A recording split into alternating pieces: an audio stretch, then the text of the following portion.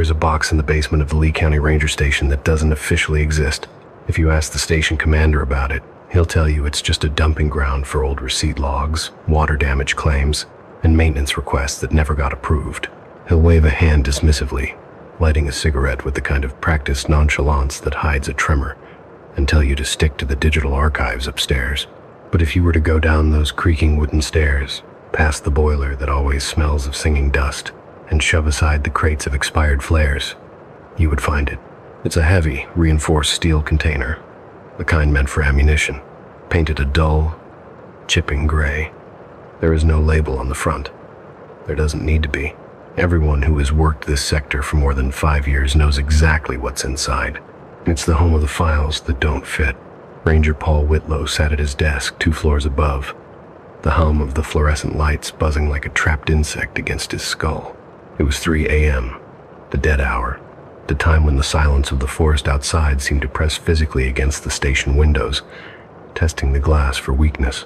On the desk in front of him sat a fresh report, the paper crisp and white, contrasting sharply with the scarred mahogany surface. Paul stared at it, his coffee growing cold in a mug that bore the chipped logo of the National Park Service. He hadn't filed it yet. He knew that if he filed it in the main system, it would be rejected. The algorithm would flag it as an error. Or worse, his supervisor would call him into the office and ask him if he'd been sleeping enough. The report described a family of 4 who had been hiking the Stone Mountain Loop, a popular, well-marked trail that Paul could navigate blindfolded.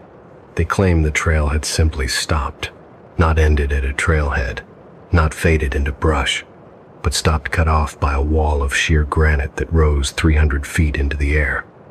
Paul knew that trail. He knew the topography of Stone Mountain better than the lines on his own palm. There was no granite wall on the north face.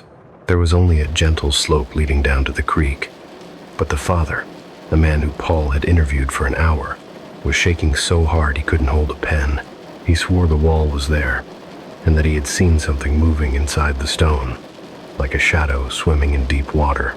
Paul rubbed his eyes, the grit of exhaustion scratching at his corneas. This was the statistic that kept the lights on in this office. 90% of missing persons cases were simple. They were tragic, messy, and loud, but they were simple. A slip on wet shale, a wrong turn in a snowstorm, a dehydration-induced hallucination. Those were the cases that made the news, the ones with clear causes and, eventually, clear endings. But it was the other 10% that lived in the gray box downstairs. The 10% where the physics of the world seemed to hiccup. The cases where experienced hikers vanished from flat, open terrain in the 10 seconds it took to tie a shoe. The reports of ridges that appeared on no satellite imagery, or valleys that held a silence so absolute it ruptured eardrums. The Appalachian Triangle wasn't a place you could point to on a map and draw a clean red line around. It wasn't like the Bermuda Triangle with its vast ocean coordinates. It was a feeling. It was a sickness in the geography that positioned itself loosely between Norton in Virginia, Harlan in Kentucky, and the high-ridge towns of eastern Tennessee. It was a region where the land didn't seem to respect the rules of permanence. Paul had grown up here. He had learned to drive on these winding mountain roads, learned to shoot in these hollows, learned to track deer through the dense laurel hills. He knew that the locals didn't speak of it with fear. Exactly. Fear implies a reaction to a threat. This was deeper. It was a quiet, suffocating awareness. They spoke of the triangle the way you might speak of a erratic, dangerous neighbor.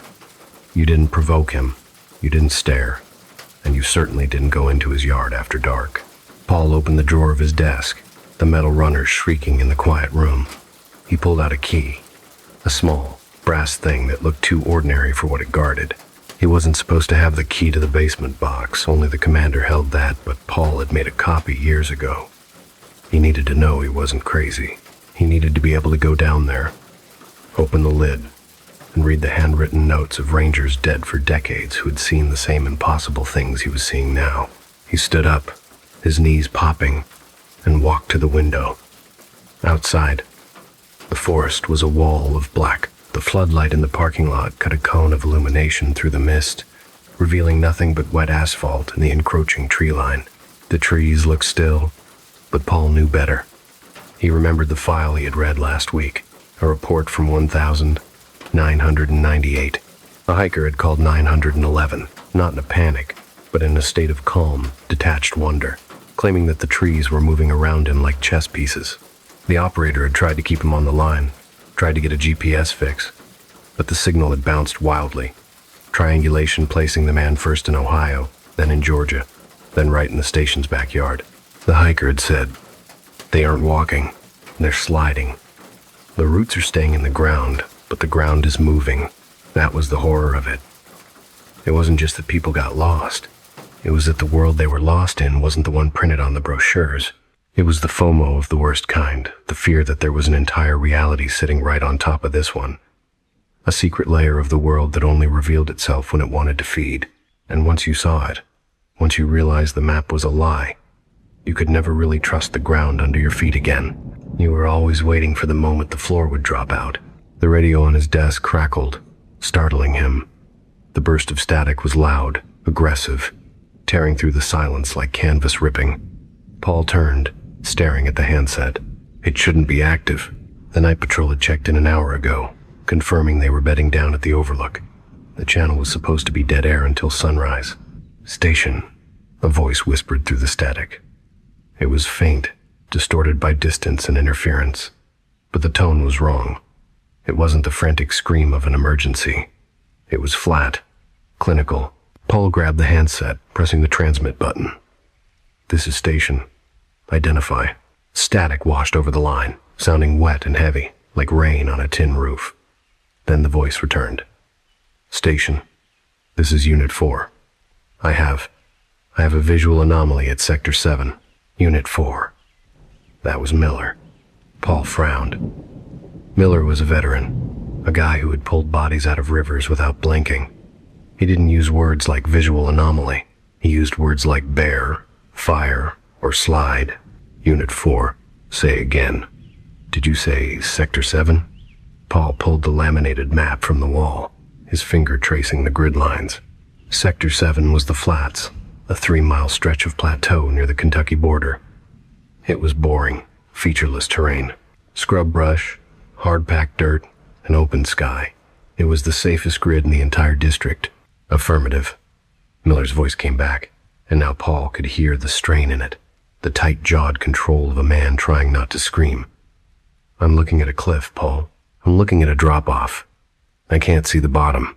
Paul stared at the map. His finger rested on Sector 7. The contour lines were spaced wide apart, indicating flat ground. There was no drop-off. The nearest elevation change of that magnitude was 20 miles east at High Knob. "Miller," Paul said, keeping his voice steady, anchoring himself to the logic of the station, the desk, the coffee. "Check your GPS. You're drifting. Sector 7 is the flats. There are no cliffs in the flats." "I know where I am," Miller snapped, the professional veneer cracking. "I'm standing by the mile marker. The post is right next to me. It says mile 4, but the trail. Paul, the trail just ends. It's cut clean, like someone took a knife to the world. And the wind coming up from the hole smells like ozone." Ozone. Paul's blood went cold. He remembered the file from 1947, the report by Ernest Dole about the cold breath and the smell of burnt air before the temperature plummeted. He remembered the frozen deer found in July. The pieces were clicking together in his mind, forming that pattern that didn't fit, the pattern he had spent years trying to ignore. "Stay put," Paul ordered. "Do not move. Do not approach the edge. I'm mobilizing." "You don't understand," Miller whispered, his voice dropping so low Paul had to press the handset against his ear. "I'm not alone here. There's someone standing on the other side." "The other side of what?" "The cliff?" "The air," Miller said, and the line went dead. Paul stood there for a second, the handset buzzing with empty static in his hand. The silence of the room rushed back in, but it felt different now. It felt attentive. He looked at the report on his desk, the one about the granite wall on Stone Mountain. Then he looked at the map. At Sector 7, the harmless, flat plateau that was currently harboring an impossible abyss. He didn't bother with the computer. He didn't bother trying to wake the commander. This wasn't a search and rescue operation anymore. This was a containment breach. Paul moved to the locker in the corner, spinning the combination dial. He pulled out his heavy weather gear, his climbing harness, and the high-powered halogen lantern. He checked the battery on his own handheld radio, swapping it for a fresh pack. The box downstairs seemed to vibrate in his mind's eye. Every file in there started this way. A call that didn't make sense. A geography that defied geology. A ranger or a hiker seeing something that shouldn't exist. And then the silence that followed. Paul wasn't just going out to find Miller. He was going out to confront the thing that lived in the margins of the map. He was going to walk into the 10%. He grabbed his keys off the desk, the metal biting into his palm. As he walked toward the door, he passed the large topographical map framed on the wall. It was a beautiful piece of work, detailed, precise, confident in its assertion that the world was a known quantity. Paul stopped. He took a red marker from his pocket. With a shaky hand, he drew a question mark over Sector 7. Then, almost as an afterthought, he drew a circle around the entire three-state junction.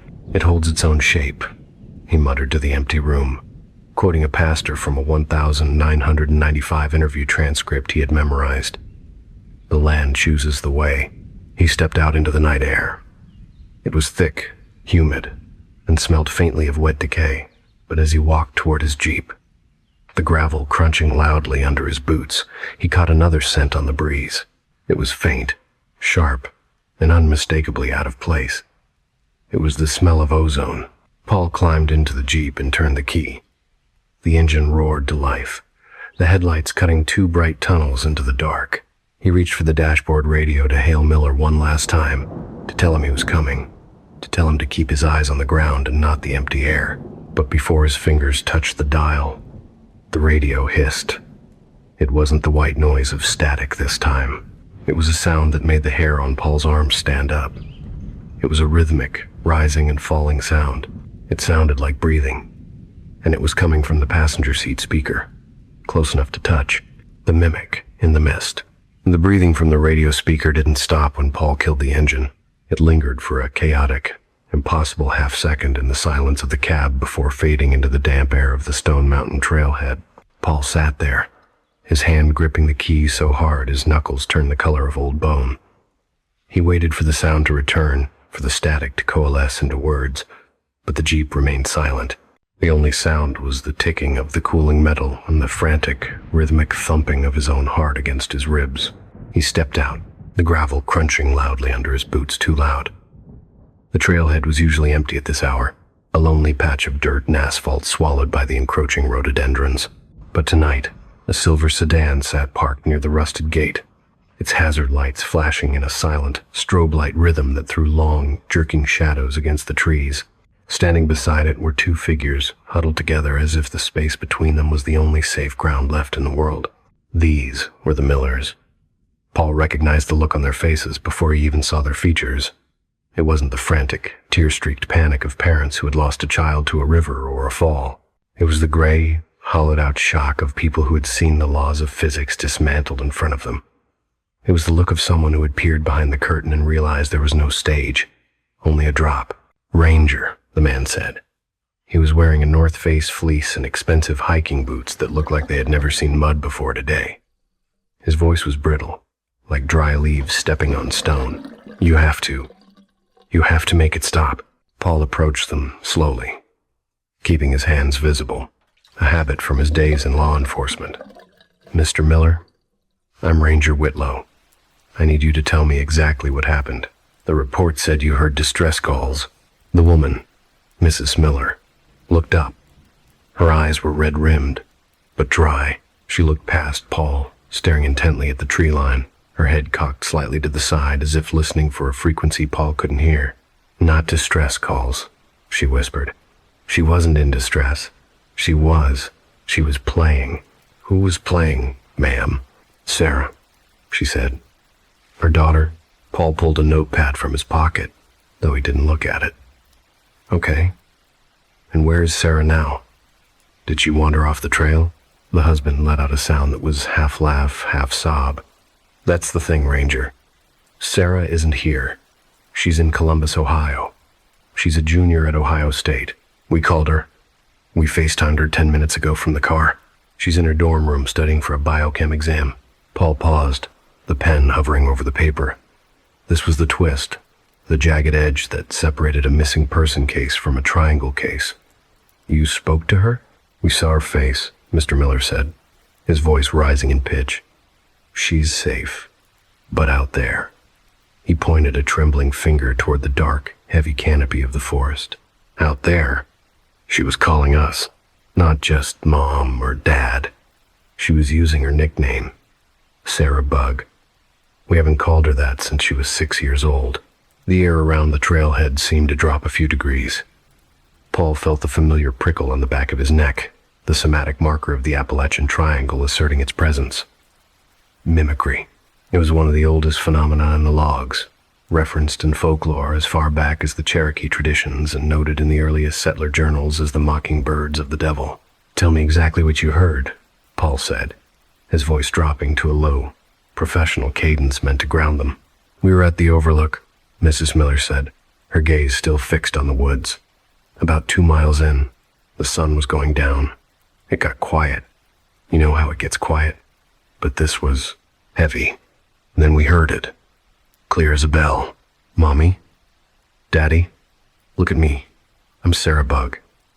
It wasn't an echo. It sounded like she was standing right next to me. And then it moved, Mr. Miller said. He swallowed hard. It didn't walk away. It went up. It went up the tree. A big hemlock, maybe 50 feet tall. The voice went from eye level to the canopy in a second. Mommy, come up. It's so pretty. That's what it said. My daughter's voice. Ranger. Her giggles. Coming from the top of a goddamn tree. Paul closed his notebook. There was nothing to write. Logic had left the conversation 5 minutes ago. Go home, he told them. Get in your car, drive back to the motel, and do not stop until you are out of the county. Do not go back into the woods. But what if? Mrs. Miller started, her voice cracking. It's not her, Paul said, sharper than he intended. If you spoke to her in Ohio, then what's in those woods is not your daughter. It's a trap. It uses the sounds you love to pull you off the path. If you follow it, we won't find you. Go. He watched them get into the car. They didn't argue. They fled. The silver sedan tore out of the lot, gravel spraying, leaving Paul alone with the forest. He turned to face the trailhead. The darkness under the canopy was absolute, a black mouth waiting to be fed. He checked his gear, flashlight, bear spray, radio, though he knew it'd be useless, and the small, high-sensitivity audio recorder he had started carrying a year ago. He wasn't going in to find a missing girl. He was going in to document the thing that stole her voice. Paul stepped past the metal gate. The transition was immediate. One moment, he was in a parking lot with the ambient noise of distant highway traffic and crickets. The next, he was inside the triangle's influence. The silence hit him like a physical blow. It wasn't just quiet.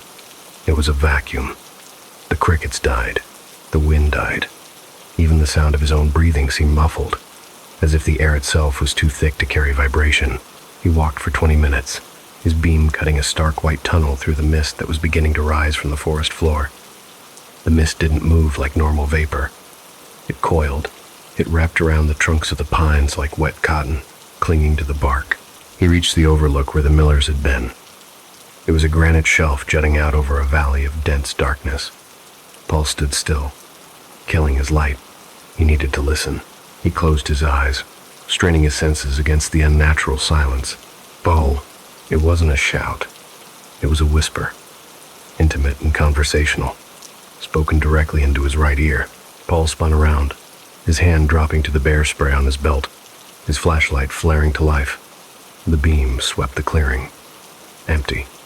Just the wet leaves and the looming trunks of the hemlocks. Don't be afraid, Paul. The voice came from the left now, slightly further away. Paul froze. The blood in his veins turned to ice water. It wasn't the Miller's daughter. It wasn't a generic woman or a child. It was him. It was his own voice. Not how he sounded on a recording, tinny and foreign, but how he sounded inside his own head. The resonance, the pitch, the slight Appalachian drawl he tried to hide when he was on official business. It was perfect. Identify yourself, Paul shouted. His real voice cracked slightly, sounding thin and weak against the oppressive atmosphere. "Identify yourself." The mimic returned instantly, but it stripped the fear out. It repeated Paul's command with a calm, terrifying authority. "We are just checking the perimeter, aren't we, Paul? Just looking for the files." The mimic knew. It didn't just copy sound, it copied intent. It dug into the memory of the prey and pulled out the context. It knew about the files. It knew about the box in the basement. Paul backed up, his boots sliding on the damp moss. "Where are you?" "I'm right here," his doppelganger voice said, drifting upward, just like the Millers described. The voice was climbing. It was ascending the trunk of a massive oak tree 10 yards away. "Come up, Paul. You can see the whole map from here. You can see where the lines stop." The lure was powerful. It bypassed logic and struck directly at the curiosity that defined him. For a second, Paul felt a magnetic pull, a physical urge to walk to the tree, to find the handholds, to climb up into the mist and meet the thing that wore his voice. It promised answers. It promised to show him the pattern. He shook his head violently, forcing the spell to break. "No," he muttered. "No." He needed proof. He needed to know if this was acoustic physics or a hallucination. He fumbled for the audio recorder in his pocket, his fingers numb and clumsy. He pulled it out, the red light indicating it was already recording. He had turned it on at the trailhead. "You're on tape," Paul said to the trees, holding the device up like a shield. "I have you. You have nothing," the voice whispered from the canopy, sounding bored now. "Paul, don't go alone. Paul, don't go alone," it began to chant, a loop of his own warning, twisting it into a nursery rhyme. Paul looked down at the recorder. The waveform display, which should have been spiking with the sound of the voice, was flat, a dead, straight line. He tapped the device.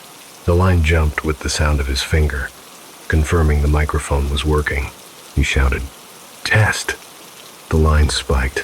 "Test!" The voice mocked from above. The line on the screen remained flat.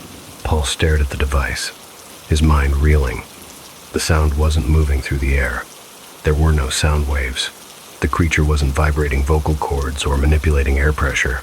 It was projecting the sound directly into his auditory cortex. It was a psychological intrusion. Dr. Lowe, the acoustic researcher who had vanished in 2014, had written about this in his final journal, The Idea of Subjective Sound. Paul scanned the ground near the base of the oak tree. Half buried in the leaf litter, glinting in his flashlight beam, was a piece of plastic. He stepped forward, keeping one eye on the canopy. It was an old, yellow Walkman, the casing cracked, moss growing over the buttons. He picked it up. It was Dr. Lowe's. It had to be. He pressed play. The battery should have been dead a decade ago, but the spindle turned slowly, grinding against the grit. Paul held the speaker to his ear, expecting a voice, a scream, a warning. Silence. Absolute, heavy silence. But then, underneath the hiss of the magnetic tape, he heard a sound that made him drop the device.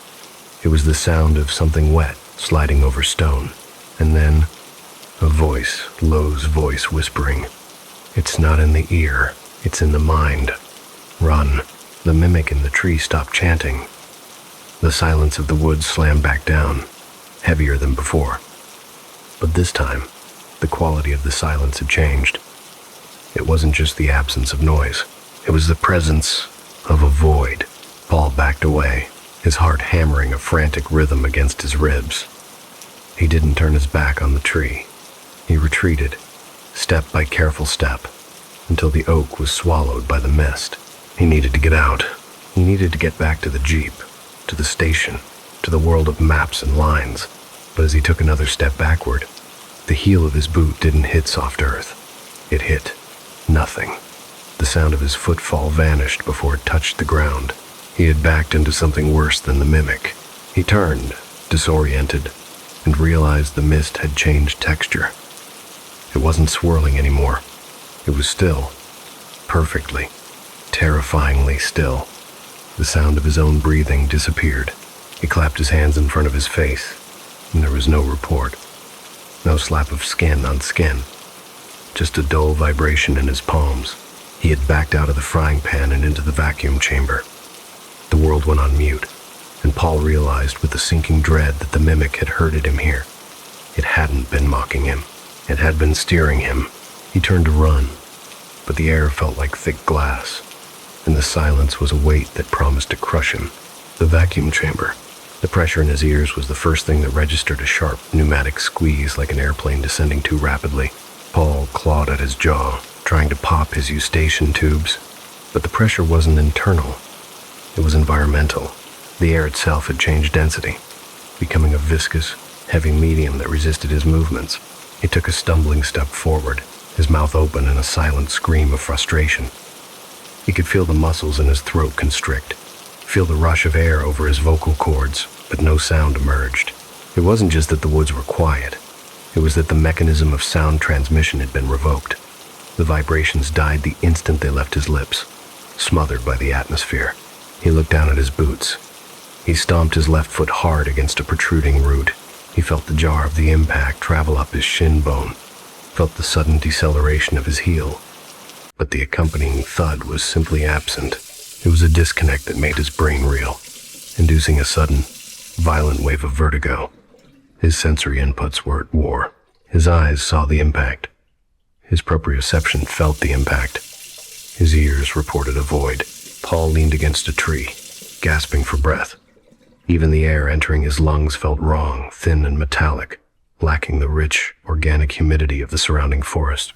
He was trapped in an acoustic dead zone, a phenomenon he had read about in the gray box but had never truly believed. The reports called them silent clearings, a benign name for something that felt like being buried alive in invisible cotton. He remembered the file on Gerald Oakes. It was one of the thicker folders, filled with transcripts from 2008, recorded by a historian named May Sutton. Oakes was a retired miner, a man who had spent 40 years underground in the claustrophobic dark of the Harlan coal seams. He was a man who didn't scare easily. Yet, the transcript described him weeping as he spoke about a patch of woods south of Black Mountain. "We called it the Quiet Pad," Oakes had told the historian. Paul could almost hear the old man's raspy voice in his head, filling the silence of the clearing. It wasn't like the mines. In the mines it's quiet, but the earth talks. You hear the timbers groaning. You hear the water dripping. You hear the rats. But the pad, nothing lived there. We'd walk through it on the shift change, taking a shortcut over the ridge. 6 grown men, boots heavy with coal dust, carrying lunch pails and pickaxes, and we wouldn't make a sound. You could drop a sledgehammer on a rock, and it would look like a silent movie. Oakes had described the psychological toll of the quiet pad. He said the men stopped using the shortcut after a week, not because they saw a monster, but because of the feeling. It felt like God turned his back. Oakes had said, it felt like you were walking in a place that hadn't been finished yet. And if you stayed too long, you started to hear your own blood. You started to hear the electricity in your own brain. Paul squeezed his eyes shut. Oakes was right. The silence wasn't empty.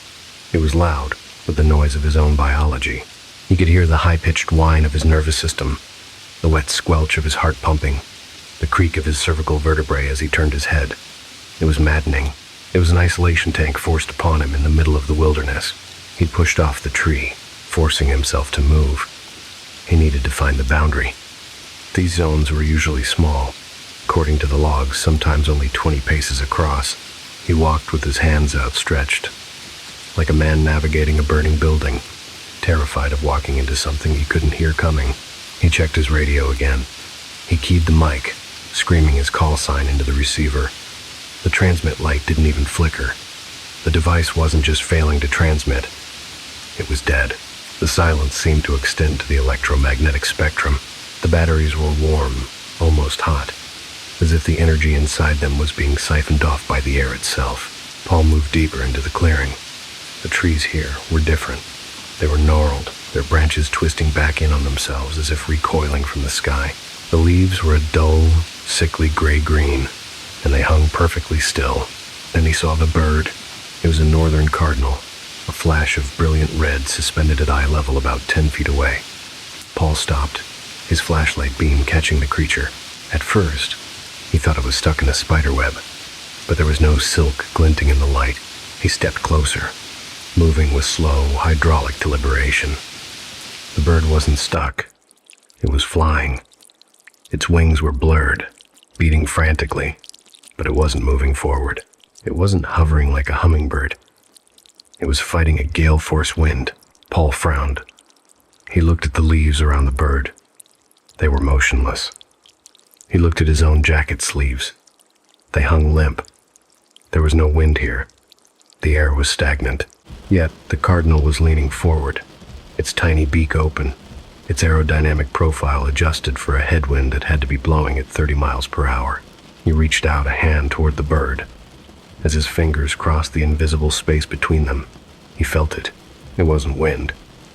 It was a solid wall of force, a localized current of resistance that felt like pushing his hand into a fast-moving river. The wind was blowing only in a channel about the size of a drainage pipe, exactly where the bird was trapped. The bird turned its head, its black bead-like eye locked onto Paul. It didn't look like an animal in distress. It looked calm. It looked like it had been flying in this spot for a very, very long time. Paul snatched his hand back, a primal revulsion curling in his gut. This wasn't nature. This was a glitch. It was as if the coordinates for wind had been entered incorrectly in the code of the landscape, applying force to a single cubic foot of space while leaving the rest of the world still. He backed away from the impossible bird, circling wide. He needed to get out. The air was getting thicker, harder to cycle through his lungs. The pressure in his ears was building to a headache that throbbed behind his eyes. He scanned the perimeter of the clearing, looking for a break in the trees, a game trail, anything that looked like an exit. That's when he saw the shadow. It was standing at the edge of his vision, in the gap between two large oaks. It wasn't a distinct figure like the ones described in the 1980 logs. It was a shapeless blot of darkness, darker than the surrounding night, lacking depth or texture. It looked like a hole punched in the scenery. Paul shone his light directly at it. The beam passed right through it, illuminating the tree bark behind the shadow. The shadow didn't cast a shadow of its own. It was translucent to light, but opaque to his eye.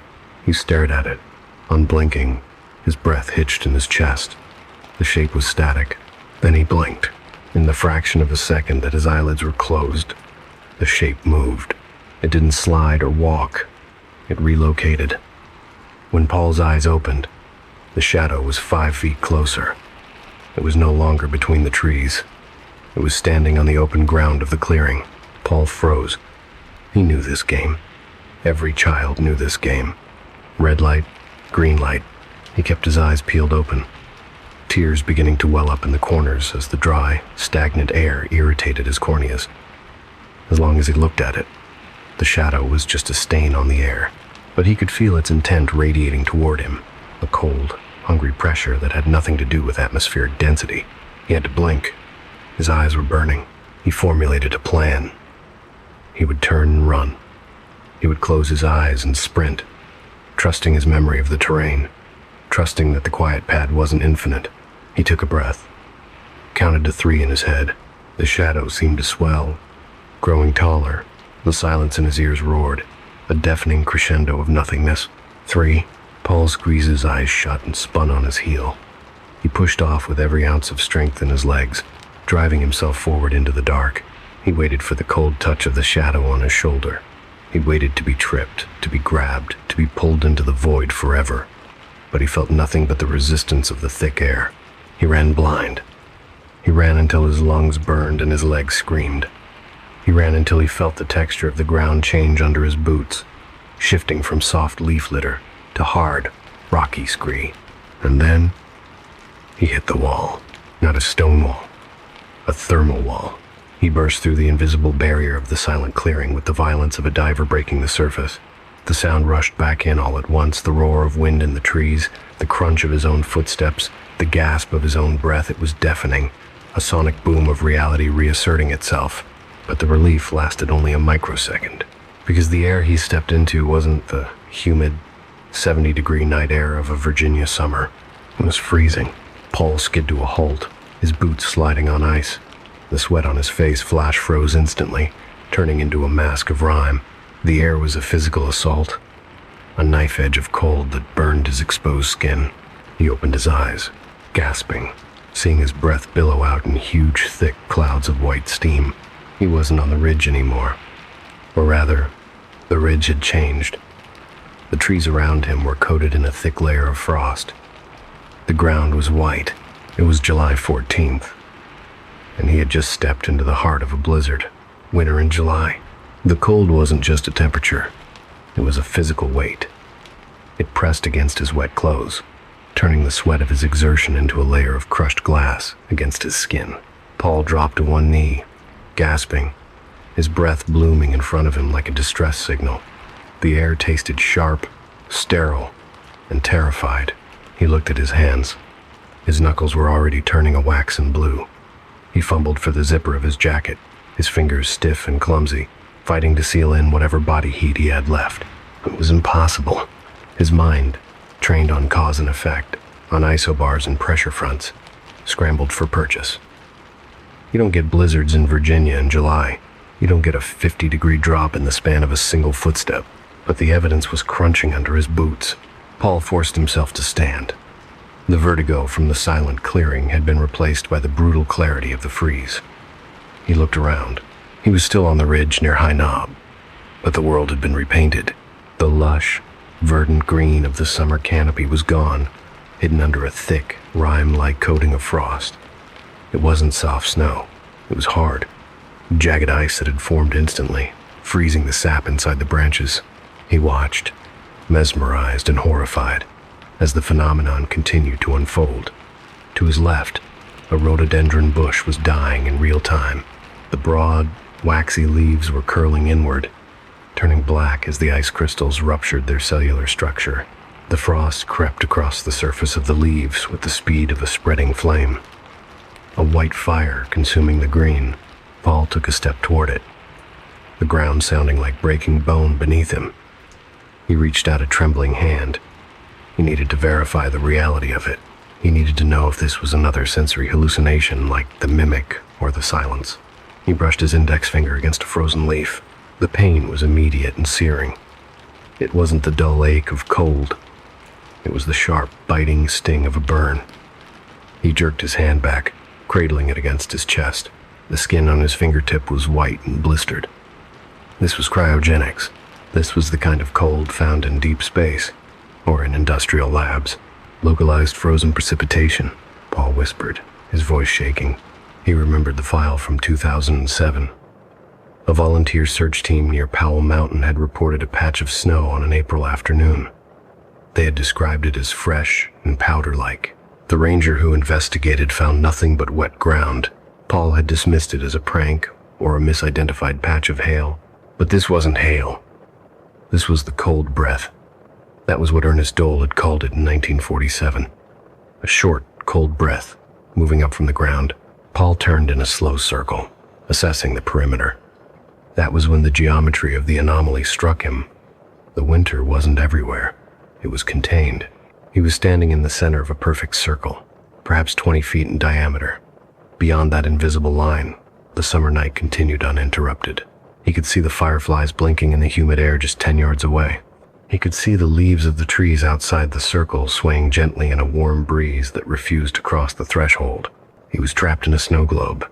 A sudden cracking sound echoed through the clearing, the sound of a tree limb snapping under the weight of the sudden ice. The noise was violent, a gunshot in the quiet. Paul flinched, spinning toward the sound. That's when he saw the deer. It was a buck, a magnificent animal with a rack of antlers that would have been the prize of any hunter in the district. It was it was frozen mid-collapse near the edge of the circle. Its front legs were buckled, its chest pressed against the frozen earth, but its head was held high, locked in a rigor that defied gravity.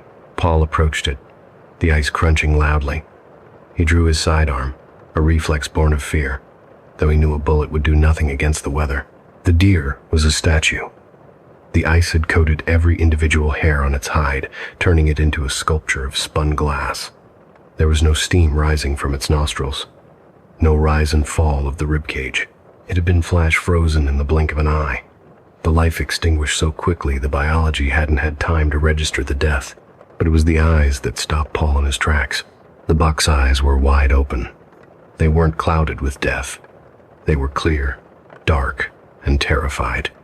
And they weren't looking at Paul. They weren't looking at the ice or the trees. The deer was staring straight up. Paul followed the animal's gaze. He looked up into the canopy, past the frozen branches, into the slice of night sky visible through the leaves. There was nothing there, just the indifferent stars and the black void of space. But the deer had seen something. In the split second before the temperature dropped, before the air turned to liquid nitrogen, this animal had looked up and seen the source. "What did you see?" Paul asked the frozen corpse. He reached out to touch the antlers, but stopped. He noticed the smell. It wasn't the smell of the deer. It wasn't the metallic scent of the ice. It was a sharp, chemical tang that cut through the cold air like a razor. Ozone. It smelled like a blown transformer, like a lightning strike, like the air after a high-voltage arc. It was the same smell Miller had reported on the radio before the line went dead. The wind coming up from the hole smells like ozone. Paul backed away from the deer. The smell was getting stronger. It wasn't coming from the ground. It was moving. Suddenly, the cold broke. It didn't fade. It was severed. A blast of heat slammed into Paul's side, staggering him. It wasn't a general warming. It was a focused current. A heat ribbon as narrow and defined as a searchlight beam. Paul gasped. The sudden temperature shift sending a shockwave through his system. He stumbled to the right, out of the invisible path of the heat. He reached out a hand, probing the air. He found it. About 2 feet to his left, there was a corridor of air that felt like the exhaust of a jet engine. It was perhaps 3 feet wide, running in a straight line through the frozen circle, melting the ice on the ground instantly. He watched as the frost on the leaves within that narrow band turned to water and dripped away in seconds. The heat was moving. It was traveling. The 1964 journal of Ranger Thomas Avery flashed through his mind. Wind runs along a band, not up, not down, not outward. Avery had tracked a thin line of wind that moved across the ridge at waist height. This was it. But it wasn't just wind. It was a wake. Something was passing through the Appalachian Triangle. Something massive and invisible that displaced the atmosphere with such violence that it shattered the thermal equilibrium of the world. The cold wasn't a weather event. The cold was a reaction, the universe trying to balance the equation after a massive injection of energy passed through. The heat ribbon moved past the deer. Paul watched in horror as the frozen statue reacted. As the invisible corridor of heat washed over the buck, the ice didn't just melt, it sublimated. It turned to steam instantly. The deer's skin blistered and blackened in a nanosecond. The smell of burning hair joined the scent of ozone, creating a nauseating bouquet of destruction. Then the ribbon was gone. It moved on, cutting a path through the trees, leaving a trail of dripping water and scorched bark in the middle of the frozen circle. Paul stood in the aftermath, his breath heaving. The temperature in the circle was beginning to normalize, the aggressive cold bleeding away into the surrounding summer night. But the message was clear. The weather here wasn't random. It was a footprint. He looked at the path the heat ribbon had taken. It headed due north, deeper into the woods, toward the rocky spine of the ridge, toward the place where the maps got fuzzy. Paul checked his GPS. The screen was flickering, the liquid crystal sluggish from the cold. It showed his location, but the arrow was spinning lazily in circles. He knew he should go back. He had the recording of the silence, even if it was empty. He had the witness testimony of the Millers. He had seen the frozen deer. It was enough to file a report that would get buried in the box forever. But he couldn't go back. The heat ribbon had cut a path, and for the first time all night, Paul had a trail to follow. He stepped over the steaming carcass of the deer, careful not to touch the blackened fur. He walked to the edge of the frozen circle and stepped out. The humid air of July hit him like a warm blanket, suffocating and heavy. He took a drink from his canteen. The water was lukewarm, but it felt like nectar. He wiped the frost from his eyebrows and looked north. The woods were waiting, and now he knew that they weren't empty. They were a highway for things that burned the air and froze the ground. He started walking, following the fading scent of ozone into the dark. But he'd only gone 100 yards when he saw the mud. It was soft, wet, and churned up, and right in the center of the path was a footprint that defied every animal he knew. The track maker, The footprint in the mud wasn't just an impression. It was a statement of impossible anatomy. Paul shone his light directly down into the depression, his mind automatically switching from the visceral terror of the frozen circle to the forensic detachment of a tracker. He had spent 20 years reading the ground. He knew the splay of a black bear's pads, the sharp heart shape of a white-tailed deer, the heavy, boot-lug stomp of a tourist. This was none of those. It was a bipedal print, but the proportions were grotesque. It was narrow, tapering to a heel that looked less like a human calcaneus and more like the point of a spear. The toes, if they were toes, didn't splay. They were fused or encased in something that left no individual digit marks. Just a smooth, curved termination. Paul pulled a tape measure from his belt, his hands shaking slightly as he extended the metal ribbon. Length, 14 inches, he muttered, the sound of his own voice anchoring him. Width, at ball, 3 inches. Width, at heel, 1 inch. He stood up and swept his light forward, finding the next print in the sequence. He measured the distance between the heel of the first and the heel of the second. Stride length, 33 inches. He retracted the tape with a snap. 33 inches. A tall man, running at a full sprint, might hit that stride, but the depth of the prints was uniform. There was no kickback of mud at the toe, no deep impact at the heel. Whoever or whatever had made these tracks wasn't running. They were walking. They were strolling with a casual, loping gait that covered ground with terrifying efficiency. Paul began to follow. The trail led away from the ridge line, descending into a shallow ravine choked with greenbrier and locust saplings.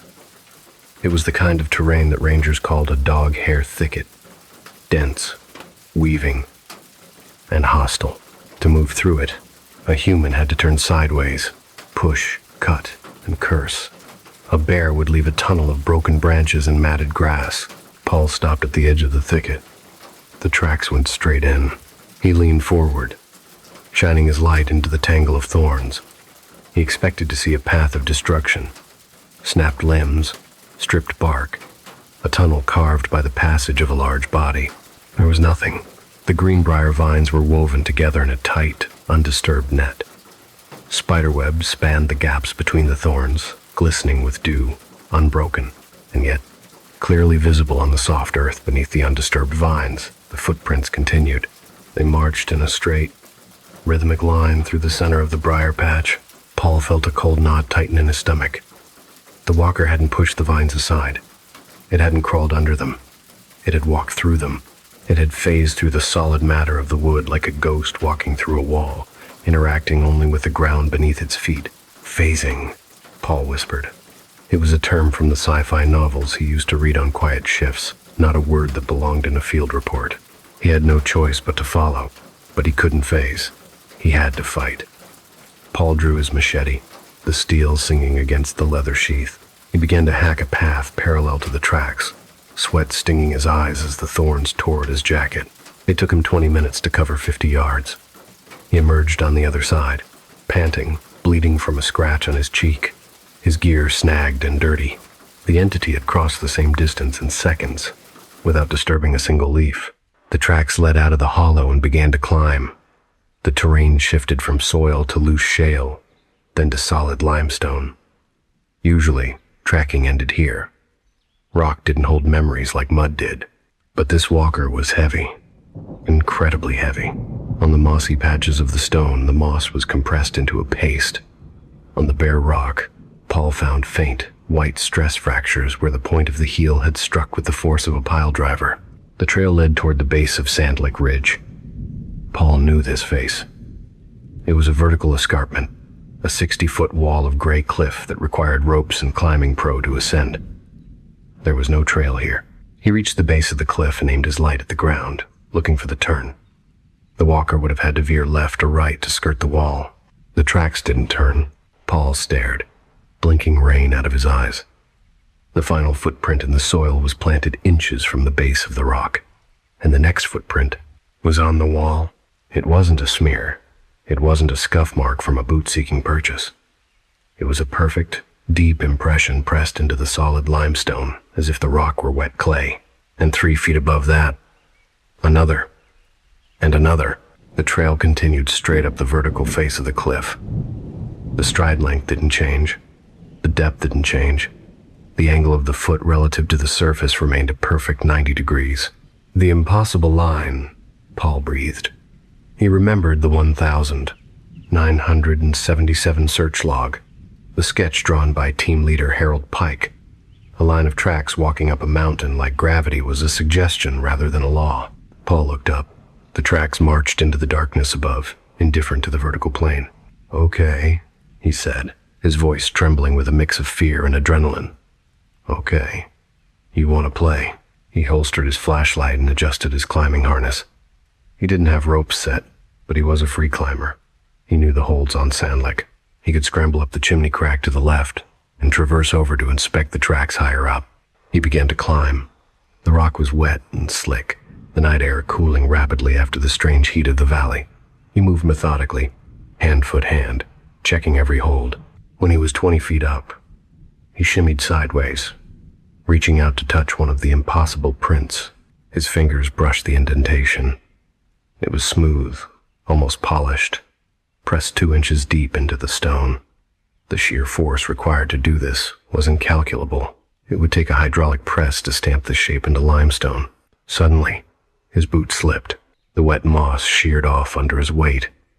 Paul gasped, his fingers scrambling for a grip on the slick rock. He fell 5 feet, his chest slamming against the stone, before his right hand caught a root jutting from a crack.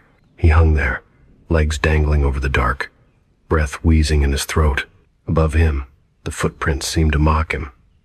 They walked where he struggled. They owned the terrain in a way he never could.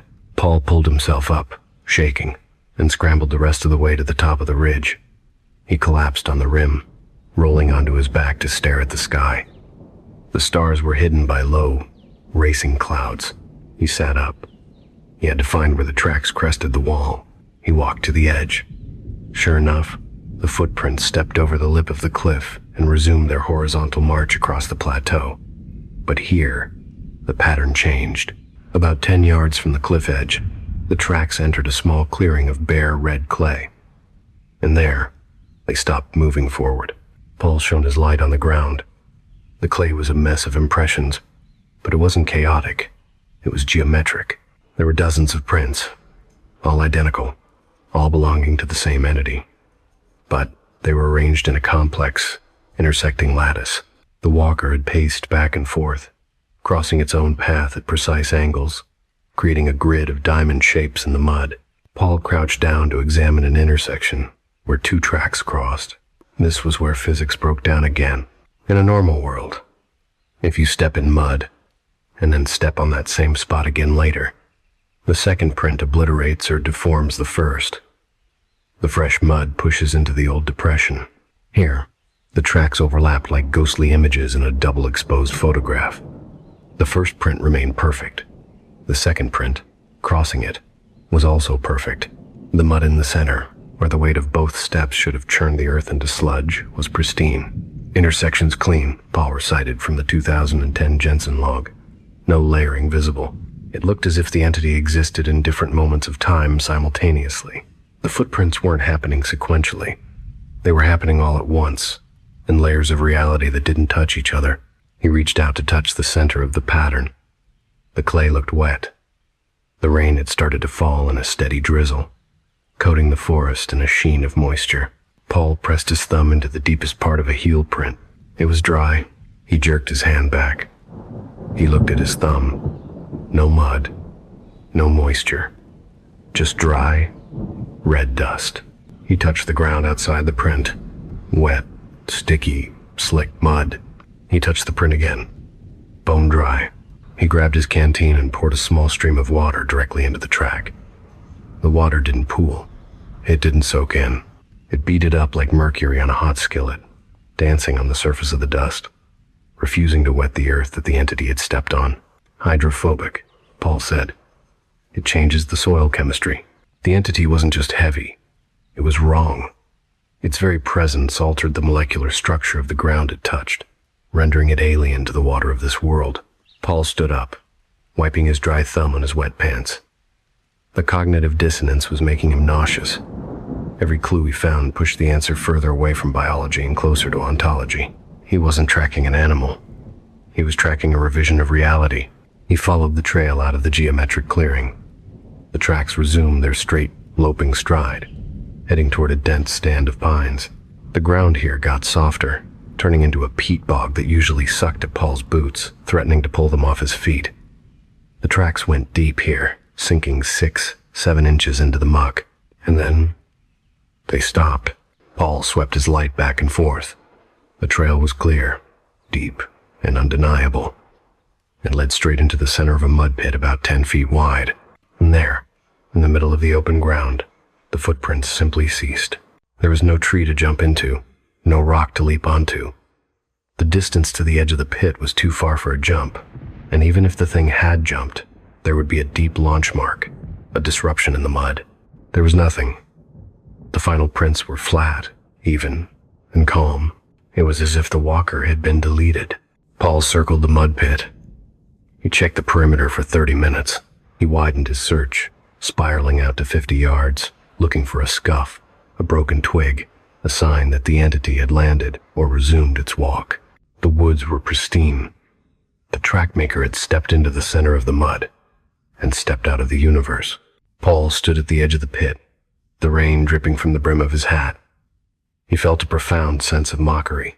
The triangle was showing him pieces of the puzzle, the mimic, the silence, the cold, the tracks, but it refused to let them fit together. He looked down at the final print. The water from the rain was pooling around it, but the print itself remained dry, a little pocket of defiance against the storm. Then, the wind shifted. It blew from the north, coming down from the higher ridges. It carried a scent. Paul lifted his head, sniffing the air. The ozone smell was gone. The metallic tang of the freeze was gone. The smell was organic. It was familiar. It was the smell of hickory wood burning. Smoke. Paul frowned. Camping was strictly prohibited in this sector.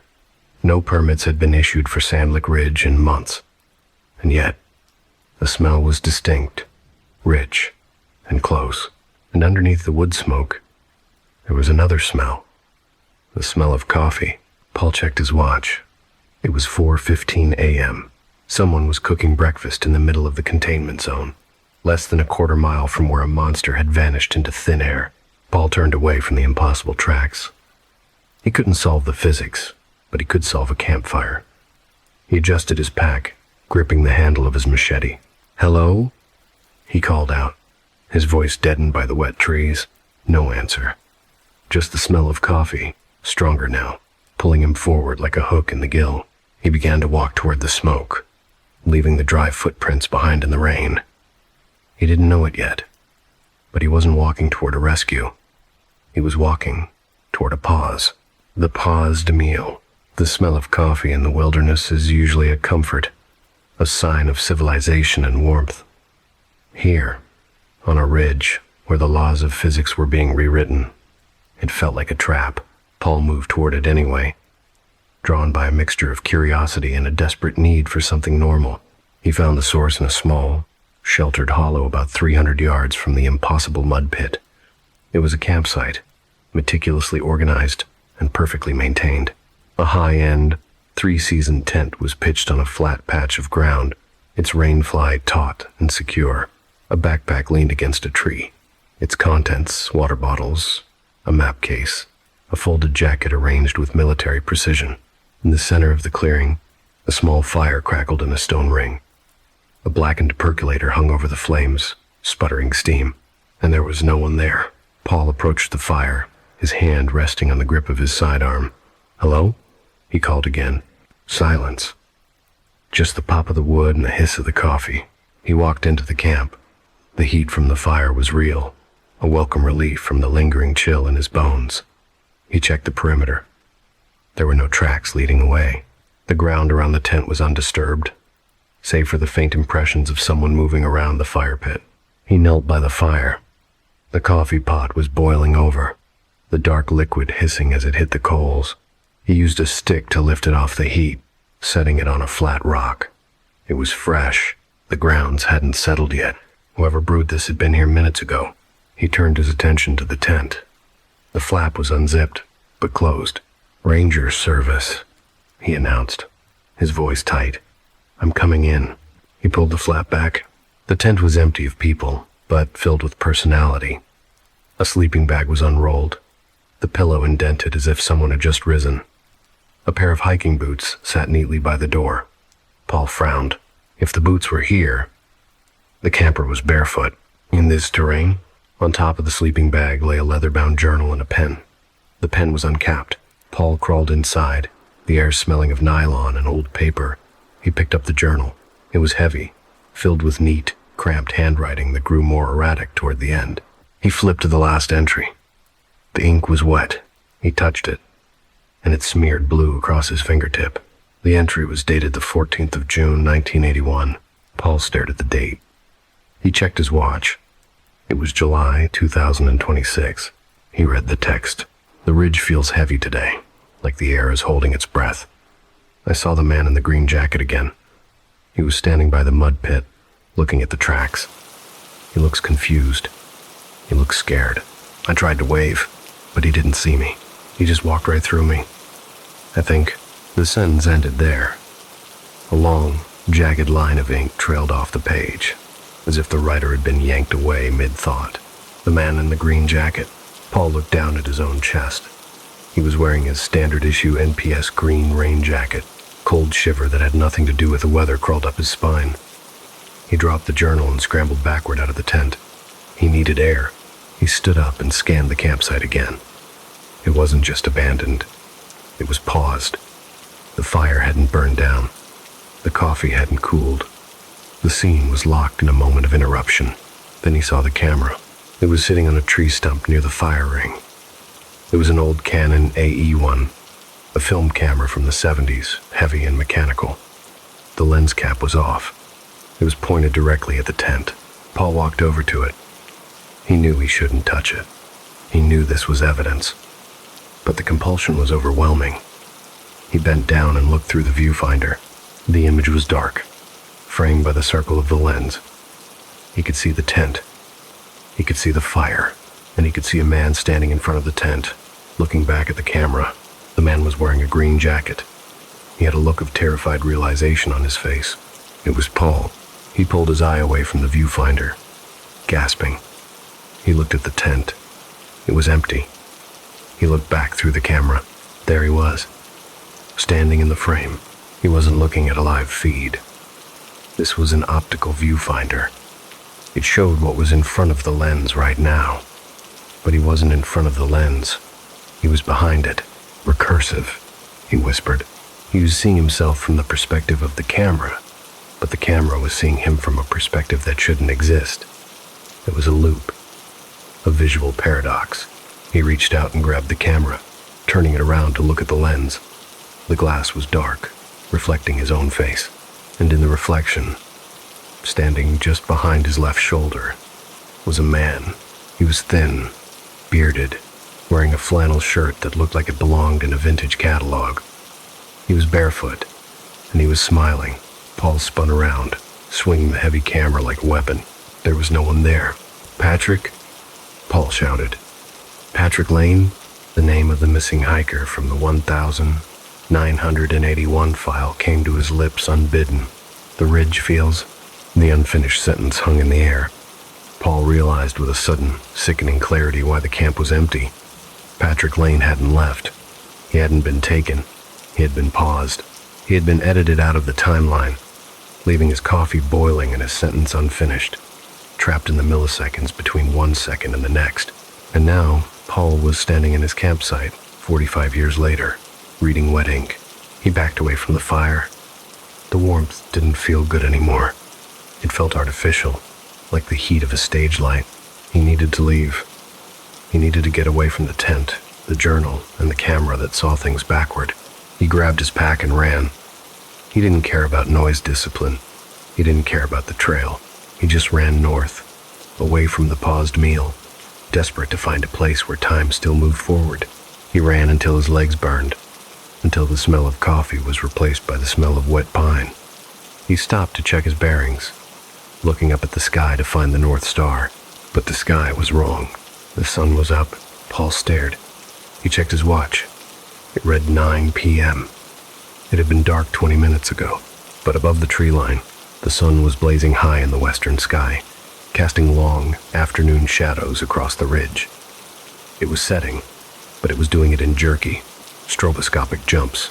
It would hang still for a second, then snap downward a few degrees, then hang again. Paul watched the sun skip across the sky like a stone on water. The light changed from gold to orange to violet in the span of a minute. He had escaped the paused camp, but he had run straight into the thief of time. The thief of time. Paul stood frozen in the dying light, his mind grappling with the impossible geometry of the sky. The sun wasn't just setting, it was stuttering. It hung suspended above the western ridge, burning with a fierce orange intensity. And then snap, it was 5 degrees lower, the light shifting instantly from gold to a bruised purple. It was like watching a film reel with missing frames. The continuity of time had been shattered, replaced by a series of discrete, disconnected moments. He looked down at his own shadow. It was long and thin, stretching out across the rocky ground like a pointing finger. As the sun jerked downward again, his shadow leaped forward, elongating in a sudden, impossible surge. Paul checked his watch again. The digital display read 9:02 p.m., but the sun said it was maybe 4 p.m. Then snap. Now it looked like 6 p.m. Time dilation, he muttered, his voice sounding thin in the open air. Or chronological displacement. He remembered the file on Daniel Sutter, the wildlife photographer who had vanished in 1991. Sutter had gone out to photograph elk and returned hours later with only 3 photos on his roll and no memory of the time that had passed. He had described the sun moving in pieces. Paul forced himself to move. He needed to get back to the Jeep.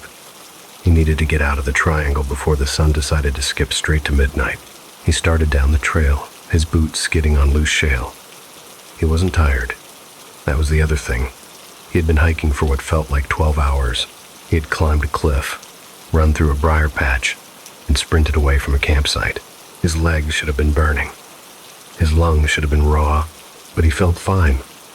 He felt fresh. It was as if his body was operating on a different clock than the world around him. He wasn't burning calories because, for him, the time hadn't passed. He was a biological anomaly, out of sync with the entropy of the universe. He rounded a bend in the trail and stopped dead. Sitting on a fallen log, facing away from him, was a hiker. The figure was small, slight, wearing a bright yellow windbreaker that looked brand new. A blue backpack sat on the ground next to the log. The hiker was staring out at the valley, perfectly still. "Hello?" Paul called out, keeping his distance. The hiker turned. It was a teenage boy, maybe 16 years old. He had a mop of curly hair and a face that was unlined and innocent. He looked completely out of place in the dark, threatening woods. "Hey," the boy said. His voice was casual, light. "Do you have the time?" My watch stopped. Paul looked at the boy's wrist. He was wearing an old Casio digital watch. The screen was blank. "It's complicated," Paul said. "It's around 9 o'clock, but the sun is wrong." The boy laughed. 9? No way. I just ate lunch. It can't be later than 2. Paul stepped closer. There was something wrong with the boy's clothes. They were new, but they were wrong. The style was dated. The cut of the windbreaker, the specific shade of neon yellow, the logo on the backpack, it all looked like something from a catalog Paul hadn't seen in years. "What's your name, son?" Paul asked. "Brian," the boy said. "Brian Mercer." Paul felt the blood drain from his face. He knew that name. Brian Mercer. The missing hiker from the 1999 search operation. The one where the radios had failed near the curtain of silence. Brian Mercer had vanished 27 years ago. "Brian," Paul said, his voice trembling. "What year is it?" The boy frowned, looking at Paul like he was crazy. "What year is it?" "It's 1999. Obviously. Paul stared at him. The boy wasn't a ghost. He was solid. He was breathing. He was sitting on a log in 2026, thinking it was 1999. He hadn't aged a day. "Brian," Paul said gently, Listen to me. Something has happened. You've been lost for a long time. The boy shook his head, a look of confusion clouding his eyes. No, I haven't. I just stepped off the trail for a second to pee. I saw this log and sat down. I've been here for maybe 5 minutes. Brian, look at me. Look at my uniform. Look at my gear. The boy looked. His gaze lingered on Paul's modern GPS unit, on the LED flashlight clipped to his belt. Cool stuff, he said. Is that military? It's from the future, Brian, Paul said, the words tasting like ash in his mouth. It's 2026. The boy laughed again, but this time it was a nervous, high-pitched sound. You're funny, mister. 2026. Right, like in the movies. I'm serious. You need to come with me. We need to get you out of here. Paul reached out a hand. The boy recoiled.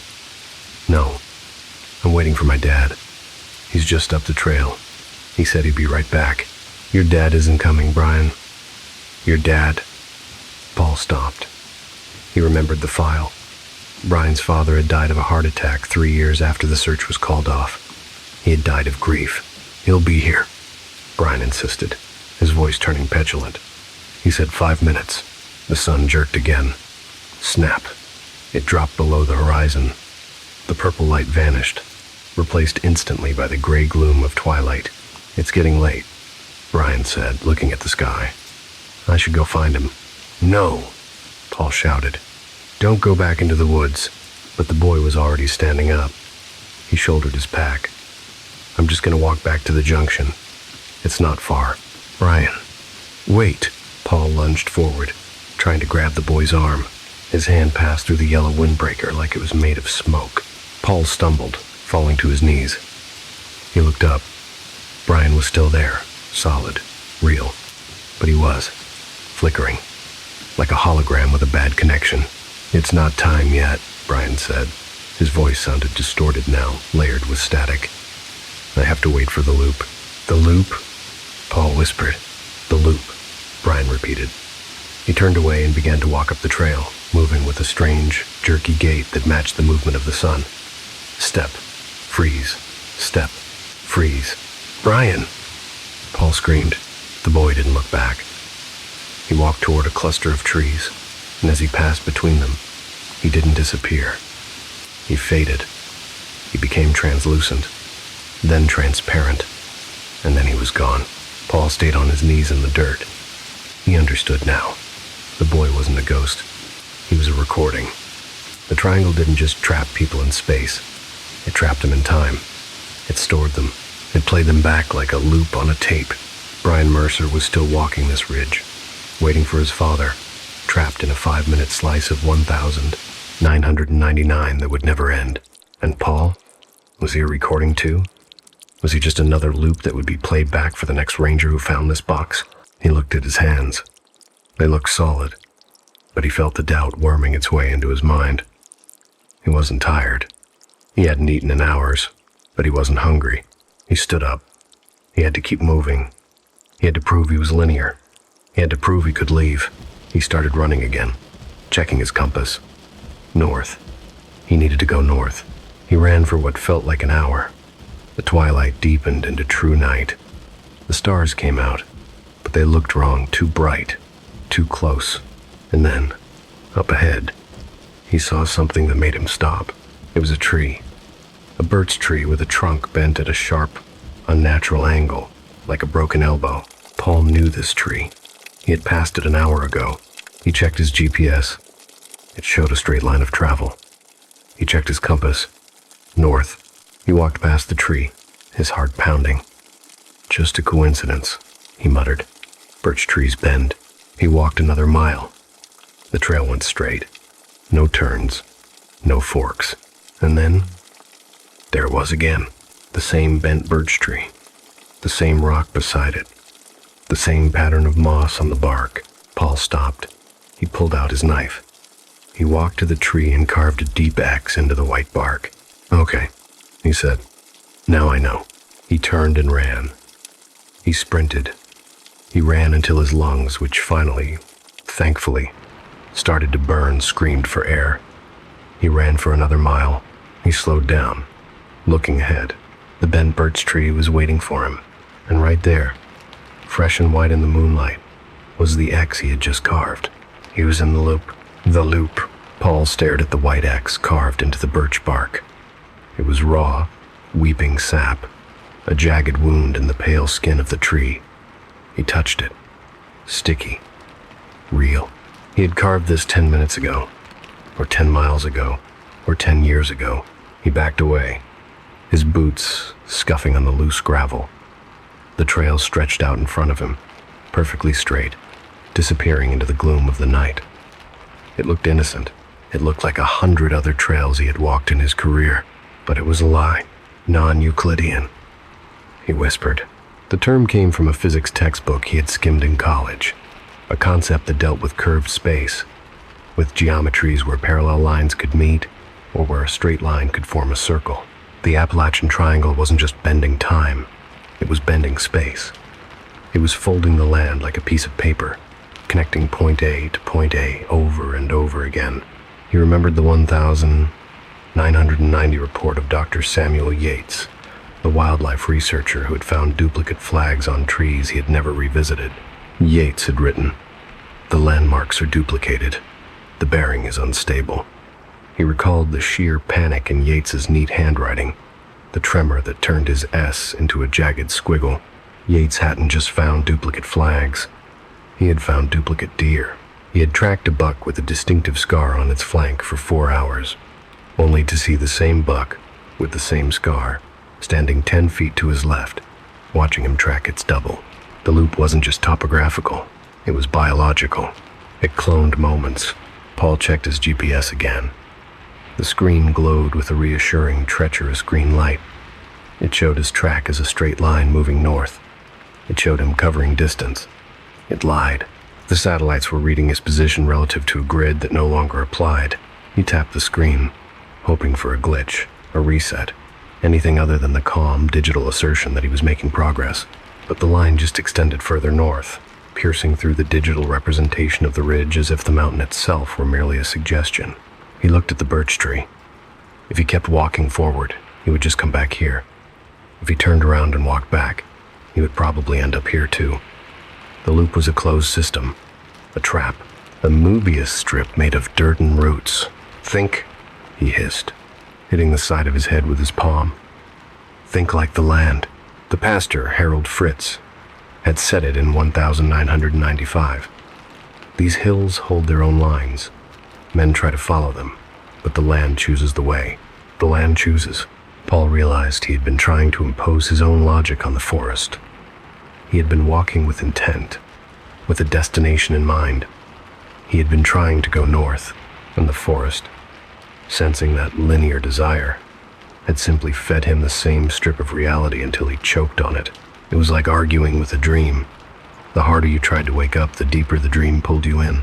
To break the loop, he had to stop trying to go somewhere. He had to stop making sense. He had to become as chaotic as the geography itself. He looked at the dense undergrowth to his right. It was a tangle of rhododendron and laurel, dark and uninviting. There was no trail there, no path, just chaos, just a wall of thorns and shadows where no sane person would walk. Paul took a deep breath. He closed his eyes. "I am not going anywhere," he said aloud. "I am just walking." He kept his eyes closed. He turned 90 degrees to his right, facing the thicket. He didn't look for a gap. He didn't look for a foothold. He just stepped off the trail. Branches whipped his face. Thorns tore at his pants. He stumbled over a root, nearly falling, but he kept his eyes shut. He forced himself to move without visual reference, without a target. He walked backward for 10 steps, then sideways. Then he spun in a circle until he was dizzy and took 3 steps in a random direction. He let go of his need for orientation. He surrendered to the disorientation. He felt the ground change. The loose gravel of the trail was gone, replaced by soft, deep humus. The air felt different here, cooler, damper, smelling of decay and wet mushrooms. It smelled old, ancient, like the air trapped in a tomb for 1,000 years. He opened his eyes. He wasn't on the trail anymore. He wasn't in the thicket either. He was standing at the edge of a deep, bowl-shaped hollow that he had never seen before. The trees here were massive, ancient tulip poplars with trunks as wide as cars. They towered over him, their branches interlocking to form a solid roof that blocked out the stars. The ground was covered in a carpet of moss so thick it swallowed his boots to the ankle, and in the center of the hollow, barely visible in the gloom, was a structure. It wasn't a cabin. It wasn't a ranger station. It was a stone arch, rough-hewn and covered in moss, standing alone in the middle of the woods. It looked like a doorway to nowhere. It was crude, primitive, like something built by a civilization that hadn't discovered the wheel but understood gravity intimately. Paul checked his compass. The needle was spinning, not lazily, like before, but violently. It whirled like a fan blade. The magnetic field here was in flux, churning like boiling water. He checked his GPS. The screen was blank. No map, no coordinates, just a flashing message. Signal lost. He had broken the loop. He had stepped off the map entirely. But the silence here was different. It wasn't the vacuum of the clearing. It was a waiting silence, a held breath. It was the silence of a theater right before the curtain rises. And then, the radio on his shoulder harness, which had been dead for hours, suddenly screamed. It wasn't static. It wasn't a breathing sound. It was a cacophony of voices, all talking at once, layered over each other in a chaotic, deafening roar. Station, this is Unit 4. Sarah Bug, come up here. Wind runs along a band. Temperature dropping rapidly. Morning, friend.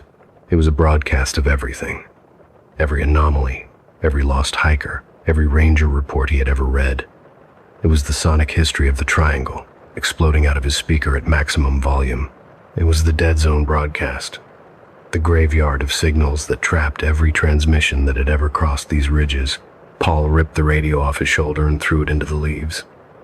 It continued to scream, the voices distorting, stretching, turning into a high-pitched digital shriek.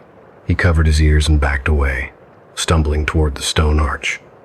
The sound was physical. It vibrated in his teeth. It rattled his ribs. It was the sound of 1,000 ghosts trying to speak through a single frequency. And as he looked through the stone arch, he saw something that made him forget the noise. Through the archway, the woods were different. It was daytime. The sun was shining. And standing there, looking back at him with a mixture of confusion and horror, was a young ranger in a crisp, clean uniform. It was himself, 20 years younger. On his first day of patrol, Paul stared at his past self. The younger Paul stared back. The younger Paul was holding a radio, looking at it with a frown, as if he couldn't figure out why it was malfunctioning. And then, the younger Paul raised his radio to his mouth and said, "Station, I have a visual anomaly. I'm looking at an old man. He looks like he's been out here for a long time." The radio on the ground shrieked one final, piercing note, and then died. Paul stood trembling in the dark hollow, the image of his younger self fading as the archway turned back into empty stone. He wasn't just outside the map. He was outside the timeline. The loop wasn't just a circle in space. It was a spiral in time, and he had just looked down the drain. He realized then that the shadowed figures rangers reported seeing the silent watchers on the ridge weren't monsters. They were echoes. They were glimpses of future travelers, trapped in the folding of the land, looking back at their past selves with envy and despair. He wasn't hunting a monster. He was haunting himself.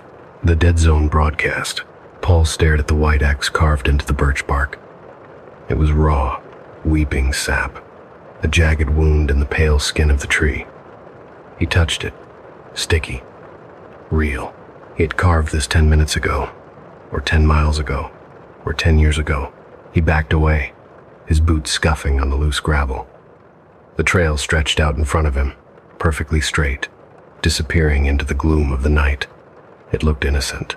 It looked like 100 other trails he had walked in his career. But it was a lie, non-Euclidean. He whispered. The term came from a physics textbook he had skimmed in college, a concept that dealt with curved space, with geometries where parallel lines could meet. or where a straight line could form a circle. The Appalachian Triangle wasn't just bending time, it was bending space. It was folding the land like a piece of paper, connecting point A to point A over and over again. He remembered the 1990 report of Dr. Samuel Yates, the wildlife researcher who had found duplicate flags on trees he had never revisited. Yates had written, "The landmarks are duplicated. The bearing is unstable." He recalled the sheer panic in Yates's neat handwriting, the tremor that turned his S into a jagged squiggle. Yates hadn't just found duplicate flags, he had found duplicate deer. He had tracked a buck with a distinctive scar on its flank for 4 hours, only to see the same buck with the same scar, standing 10 feet to his left, watching him track its double. The loop wasn't just topographical, it was biological. It cloned moments. Paul checked his GPS again. The screen glowed with a reassuring, treacherous green light. It showed his track as a straight line moving north. It showed him covering distance. It lied. The satellites were reading his position relative to a grid that no longer applied. He tapped the screen, hoping for a glitch, a reset, anything other than the calm digital assertion that he was making progress. But the line just extended further north, piercing through the digital representation of the ridge as if the mountain itself were merely a suggestion. He looked at the birch tree. If he kept walking forward, he would just come back here. If he turned around and walked back, he would probably end up here too. The loop was a closed system, a trap, a Mobius strip made of dirt and roots. "Think," he hissed, hitting the side of his head with his palm. "Think like the land." The pastor, Harold Fritz, had said it in 1995. These hills hold their own lines. Men try to follow them, but the land chooses the way. The land chooses. Paul realized he had been trying to impose his own logic on the forest. He had been walking with intent, with a destination in mind. He had been trying to go north, and the forest, sensing that linear desire, had simply fed him the same strip of reality until he choked on it. It was like arguing with a dream. The harder you tried to wake up, the deeper the dream pulled you in. To break the loop, he had to stop trying to go somewhere. He had to stop making sense. He had to become as chaotic as the geography itself. He looked at the dense undergrowth to his right. It was a tangle of rhododendron and laurel, dark and uninviting. There was no trail there, no path, just chaos, just a wall of thorns and shadows where no sane person would walk. Paul took a deep breath. He closed his eyes. "I am not going anywhere," he said aloud. "I am just walking." He kept his eyes closed. He turned 90 degrees to his right, facing the thicket. He didn't look for a gap. He didn't look for a foothold. He just stepped off the trail. Branches whipped his face. Thorns tore at his pants. He stumbled over a root, nearly falling, but he kept his eyes shut. He forced himself to move without visual reference, without a target. He walked backward for 10 steps, then sideways. Then he spun in a circle until he was dizzy and took 3 steps in a random direction. He let go of his need for orientation. He surrendered to the disorientation. He felt the ground change. The loose gravel of the trail was gone, replaced by soft, deep humus. The air felt different here, cooler, damper, smelling of decay and wet mushrooms. It smelled old, ancient, like the air trapped in a tomb for 1,000 years. He opened his eyes. He wasn't on the trail anymore. He wasn't in the thicket either. He was standing at the edge of a deep, bowl-shaped hollow that he had never seen before. The trees here were massive, ancient tulip poplars with trunks as wide as cars. They towered over him, their branches interlocking to form a solid roof that blocked out the stars. The ground was covered in a carpet of moss so thick it swallowed his boots to the ankle. And in the center of the hollow, barely visible in the gloom, was a structure. It wasn't a cabin. It wasn't a ranger station. It was a stone arch, rough-hewn and covered in moss, standing alone in the middle of the woods. It looked like a doorway to nowhere. It was crude, primitive, like something built by a civilization that hadn't discovered the wheel but understood gravity intimately. Paul checked his compass. The needle was spinning, not lazily, like before, but violently. It whirled like a fan blade. The magnetic field here was in flux, churning like boiling water. He checked his GPS. The screen was blank. No map, no coordinates, just a flashing message. Signal lost. He had broken the loop. He had stepped off the map entirely, but the silence here was different. It wasn't the vacuum of the clearing. It was a waiting silence, a held breath. It was the silence of a theater right before the curtain rises. And then, the radio on his shoulder harness, which had been dead for hours, suddenly screamed. It wasn't static. It wasn't the breathing sound. It was a cacophony of voices, all talking at once, layered over each other in a chaotic, deafening roar. Station, this is Unit 4. Sarah Bug, come up here. Wind runs along a band. Temperature dropping rapidly. Morning, friend. It was a broadcast of everything. Every anomaly. Every lost hiker. Every ranger report he had ever read. It was the sonic history of the triangle, exploding out of his speaker at maximum volume. It was the dead zone broadcast, the graveyard of signals that trapped every transmission that had ever crossed these ridges. Paul ripped the radio off his shoulder and threw it into the leaves. It continued to scream, the voices distorting, stretching, turning into a high-pitched digital shriek. He covered his ears and backed away, stumbling toward the stone arch. The sound was physical. It vibrated in his teeth. It rattled his ribs. It was the sound of 1,000 ghosts trying to speak through a single frequency. And as he looked through the stone arch, he saw something that made him forget the noise. Through the archway, the woods were different. It was daytime. The sun was shining, and standing there, looking back at him with a mixture of confusion and horror, was a young ranger in a crisp, clean uniform. It was himself, 20 years younger, on his first day of patrol. Paul stared at his past self. The younger Paul stared back. The younger Paul was holding a radio, looking at it with a frown, as if he couldn't figure out why it was malfunctioning. And then, the younger Paul raised his radio to his mouth and said, "Station, I have a visual anomaly. I'm looking at an old man. He looks like he's been out here for a long time." The radio on the ground shrieked one final, piercing note, and then died. Paul stood trembling in the dark hollow, the image of his younger self fading as the archway turned back into empty stone. He wasn't just outside the map. He was outside the timeline. The loop wasn't just a circle in space. It was a spiral in time, and he had just looked down the drain. He realized then that the shadowed figures rangers reported seeing the silent watchers on the ridge weren't monsters. They were echoes. They were glimpses of future travelers, trapped in the folding of the land, looking back at their past selves with envy and despair. He wasn't hunting a monster. He was haunting himself, the watchers on the ridge. Paul stared at the white axe carved into the birch bark. It was raw, weeping sap, a jagged wound in the pale skin of the tree. He touched it. Sticky. Real. He had carved this 10 minutes ago, or 10 miles ago, or 10 years ago. He backed away, his boots scuffing on the loose gravel. The trail stretched out in front of him, perfectly straight, disappearing into the gloom of the night. It looked innocent. It looked like 100 other trails he had walked in his career, but it was a lie. Non-Euclidean, he whispered. The term came from a physics textbook he had skimmed in college, a concept that dealt with curved space, with geometries where parallel lines could meet, or where a straight line could form a circle. The Appalachian triangle wasn't just bending time, it was bending space. It was folding the land like a piece of paper, connecting point A to point A over and over again.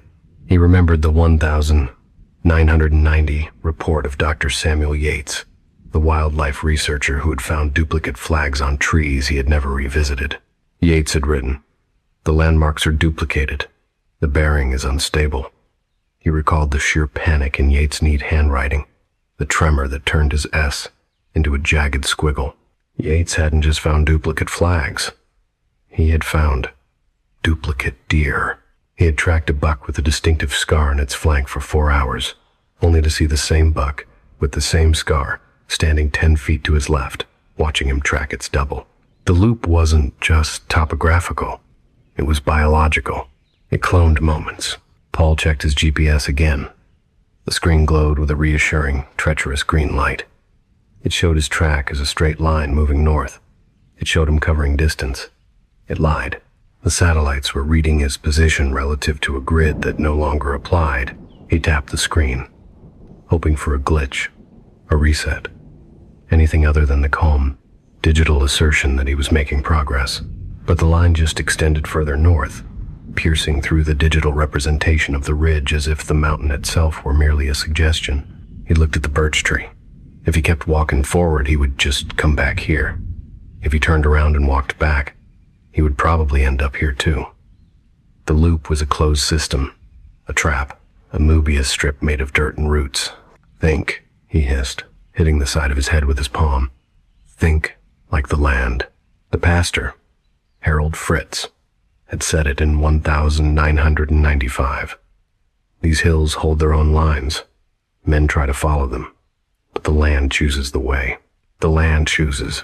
Paul realized he had been trying to impose his own logic on the forest. He had been walking with intent, with a destination in mind. He had been trying to go north, and the forest, sensing that linear desire, had simply fed him the same strip of reality until he choked on it. It was like arguing with a dream. The harder you tried to wake up, the deeper the dream pulled you in. To break the loop, he had to stop trying to go somewhere. He had to stop making sense. He had to become as chaotic as the geography itself. He looked at the dense undergrowth to his right. It was a tangle of rhododendron and laurel, dark and uninviting. There was no trail there, no path, just chaos, just a wall of thorns and shadows where no sane person would walk. Paul took a deep breath. He closed his eyes. "I am not going anywhere," he said aloud. "I am just walking." He kept his eyes closed. He turned 90 degrees to his right, facing the thicket. He didn't look for a gap. He didn't look for a foothold. He just stepped off the trail. Branches whipped his face. Thorns tore at his pants. He stumbled over a root, nearly falling, but he kept his eyes shut. He forced himself to move without visual reference, without a target.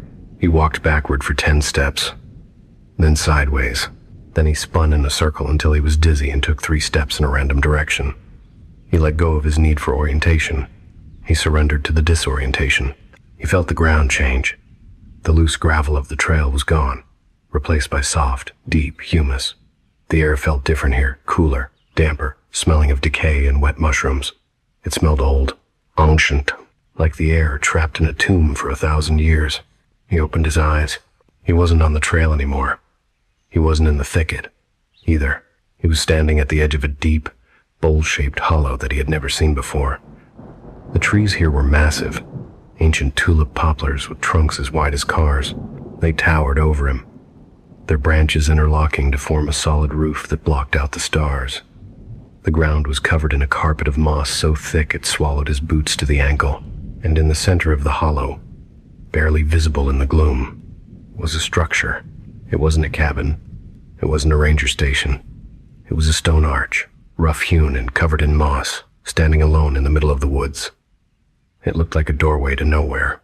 It was crude, primitive, like something built by a civilization that hadn't discovered the wheel but understood gravity intimately. Paul checked his compass. The needle was spinning. Not lazily, like before, but violently. It whirled like a fan blade. The magnetic field here was in flux, churning like boiling water. He checked his GPS. The screen was blank. No map, no coordinates, just a flashing message. Signal lost. He had broken the loop. He had stepped off the map entirely.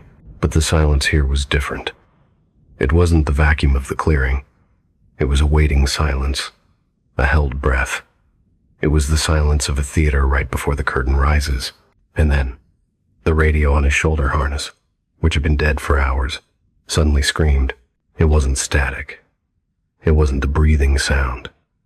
It was a cacophony of voices, all talking at once, layered over each other in a chaotic, deafening roar. "Dot station, this is Unit 4. Sarah Bug, come up here. Wind runs along a band, temperature dropping rapidly. Morning, friend." There was a broadcast of everything. Every anomaly, every lost hiker, every ranger report he had ever read. It was the sonic history of the triangle, exploding out of his speaker at maximum volume. It was the dead zone broadcast, the graveyard of signals that trapped every transmission that had ever crossed these ridges. Paul ripped the radio off his shoulder and threw it into the leaves. It continued to scream, the voices distorting, stretching, turning into a high-pitched digital shriek. He covered his ears and backed away, stumbling toward the stone arch. The sound was physical. It vibrated in his teeth. It rattled his ribs. It was the sound of 1,000 ghosts trying to speak through a single frequency.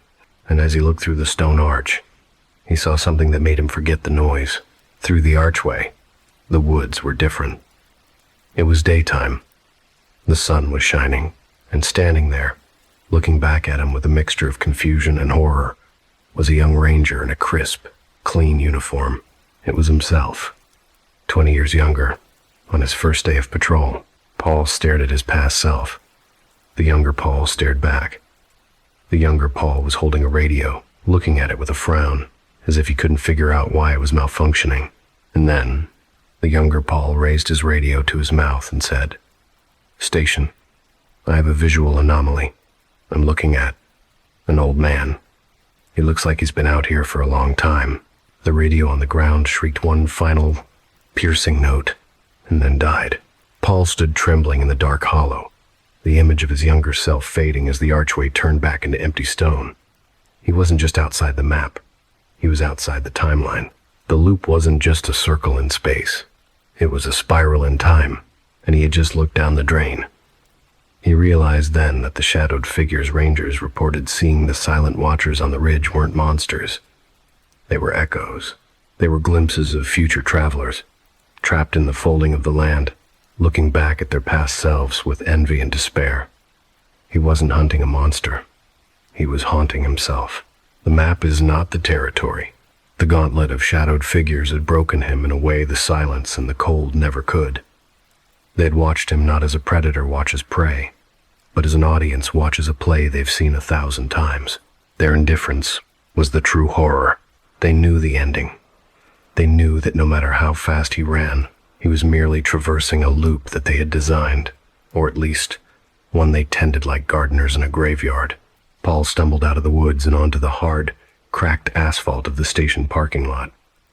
The transition was violent. One moment, he was in the suffocating, heavy atmosphere of the hollow. The next, the air was thin, smelling of diesel and ozone. The sun was rising, a bruised purple line on the horizon that promised a day of normal heat and normal light.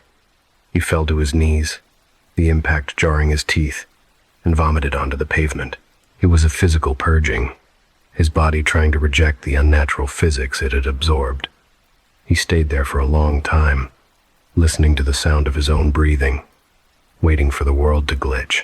He waited for the asphalt to turn into liquid, or for the sun to skip backward, or for the birds to start screaming in reverse. But the world held steady.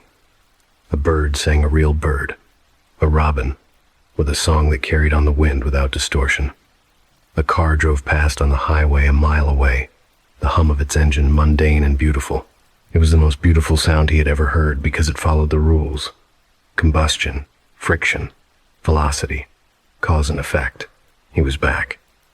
But he wasn't the same. Paul stood up, his legs shaking like a newborn foal's. He wiped his mouth with the back of his hand and walked toward the station. The building looked different now. Before tonight, it had been a symbol of authority, a fortress of order in the wilderness. Now, it looked fragile. It looked like a paper model sitting on a table that someone was about to shake. He walked into the station, the fluorescent lights buzzing their familiar, annoying song. The sound scraped against his raw nerves. The night shift commander, a man named Harris who always smelled of peppermint and stale tobacco, looked up from his desk. Harris was surrounded by the totems of bureaucracy. Stacks of permits, a half-eaten donut, a mug claiming he was the world's okayest boss. "You're back early," Harris said, glancing at the wall clock. "Shift isn't over for another hour. Find anything on the Millers?" Paul stared at him. For a second, the name meant nothing. "The Millers? The missing hikers?" Harris said, frowning, his brow furrowing in genuine concern. "You went out to Stone Mountain to check a report. distress calls, weird noises. Remember? Paul looked down at his uniform. It was clean. His boots were dry.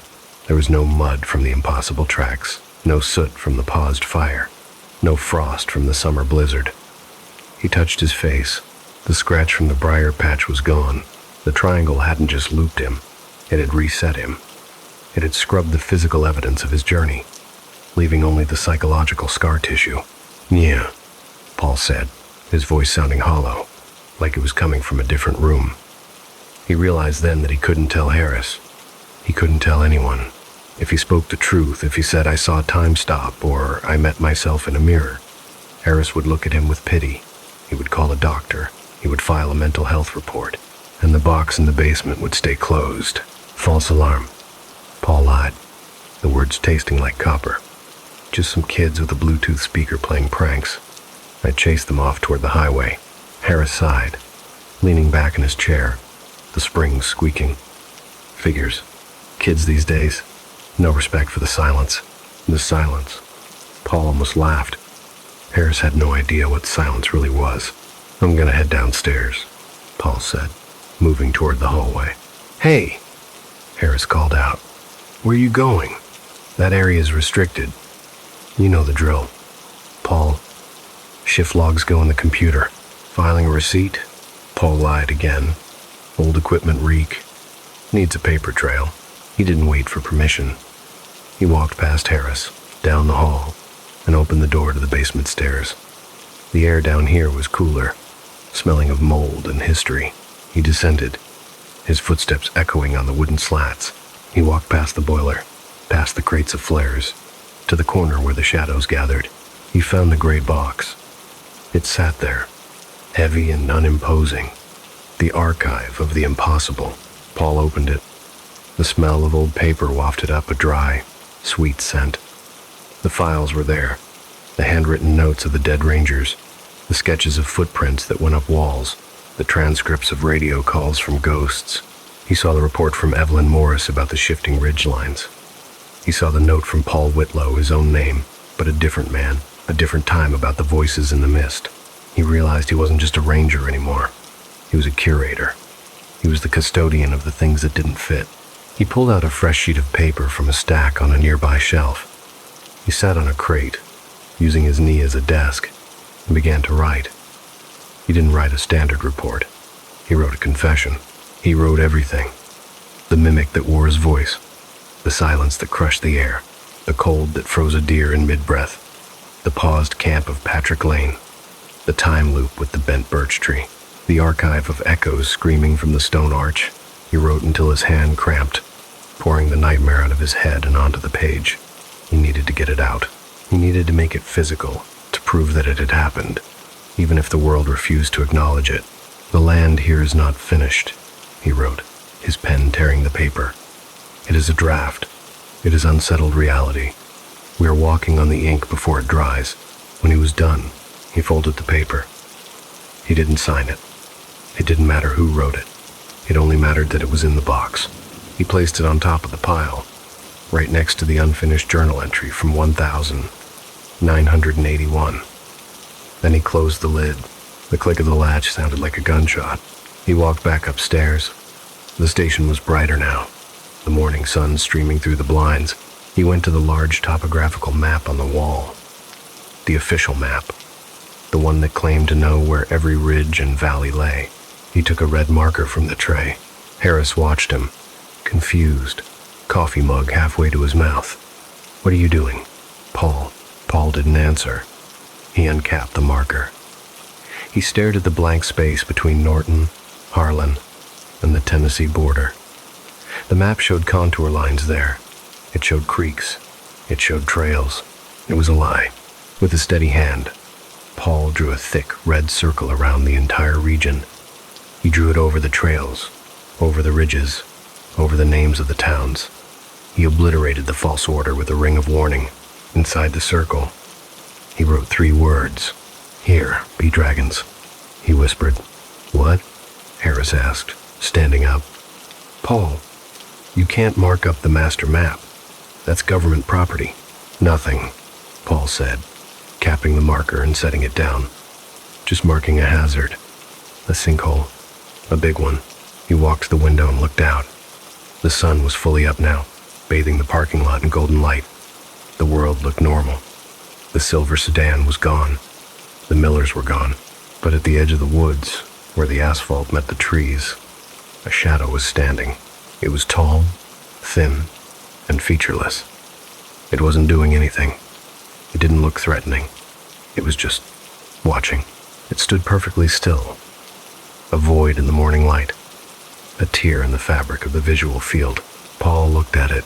The shadow looked back. There was no malice in it. Only patience. It was the observer. It was waiting for him to blink, to look away, to forget. But Paul wouldn't forget. He understood the game now. The map was a contract, a promise of stability that the land had never signed. The triangle wasn't an invasion. It was the original state of the earth, wild and fluid, before human perception locked it into place. And then, Paul blinked. When his eyes opened, the shadow was gone, but Paul knew it wasn't gone. It hadn't vanished. It had just stepped back into the 10%. It had stepped back into the unsettled reality, the draft version of the world where the ink hadn't dried yet. It was waiting for the next hiker who thought a map was a shield. The map stops here. If you go in, remember, the land holds its own shape. It doesn't care about your compass. It doesn't care about your watch. It only cares that you are listening. It demands your attention, and if you don't give it respect, it will take your time. It will take your voice. It will take your path. And never, ever answer when the woods call your name, because sometimes the voice calling you is your own, from a future you haven't lived yet, warning you to turn back before you become just another echo in the broadcast.